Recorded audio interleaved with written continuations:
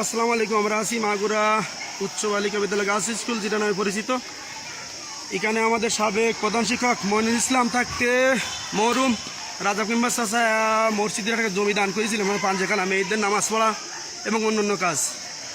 উনি চলে গেছে, 15-16 বছর হয়েছে। এখন আছেন শিক্ষক হেড মাস্টার হিসাবে আছেন দুলাল মাস্টার। উনি এসে এখানে একটা রাস্তা ছিল, মানে নামাজ পড়তো, মেয়েরা পড়তো, সেটাকে ওয়াকিফ করে ব্যবহার করতো। এবং উনি রাতির অন্ধকারের মতো গত শনিবারের দিন কোনো শিক্ষক শিক্ষিকা কেউ জানে না। মজার ব্যাপার, এখানে যে ধর্মীয় শিক্ষক আছে সাজিদা বেগম মৌলানা শিক্ষক, উনি কিছুই জানে না।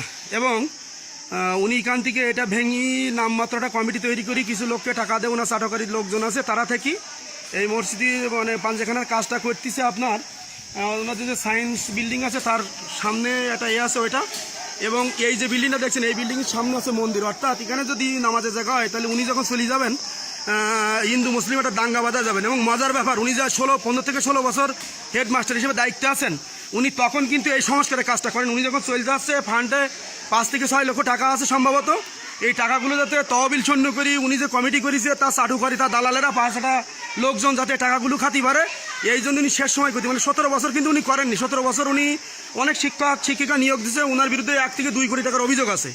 এখন আমরা চাচ্ছি মরহুম রাজ্জাক মেম্বার সাহেব যে জমি দান করে গিয়েছিলেন, এখানে মসজিদ হবে, এখানে সংস্কার হবে। আর ওটা দেখেন কত ন্যাক্কারজনক কাজ। যখন এখানে হয়েছিল মইনুল স্যার করেছিল তখন জায়গাটা ফাঁকা ছিল, উনি আসার পরে কিন্তু বাথরুম এই করেছেন। অর্থাৎ এই বাথরুমটা উনি অন্য জায়গায় করতে হতেন। এখন উনি বলছেন যে বাথরুমের জায়গা, ওই জন্য বাঞ্জাখানা সমস্যা, কিন্তু বাথরুম তো উনি পরে করেছেন।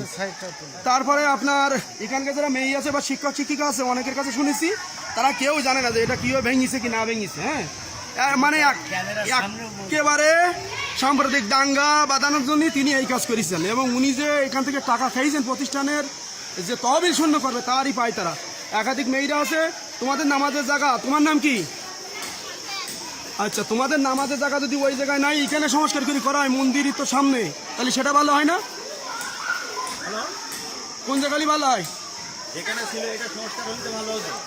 ওখানে তো সামনে মন্দির ছিল, আমরা সংস্কারের প্রস্তাব দিয়েছি অনেক আগে, কিন্তু উনি করেননি। তোমাদের প্রধান শিক্ষক কিন্তু কাউকে জানায়নি, না জানায় শনিবার দিন ভেঙেছে। অথচ মানে তোমরাও সেদিন স্কুলে ছিলে না, তাই না? ছিলে না তো শনিবার দিনকে, রাতের অন্ধকারে ভেঙেছে। আপনারা দেখলেন তার কি কৃতকর্ম আর কি। পরবর্তী ভিডিও ভাবেন।